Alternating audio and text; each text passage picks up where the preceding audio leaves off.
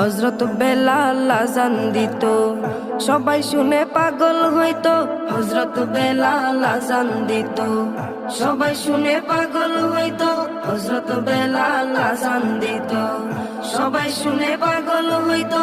তারা জানে কি যে মধু, তারা জানে কি যে মধু, কেউ তো জানে না।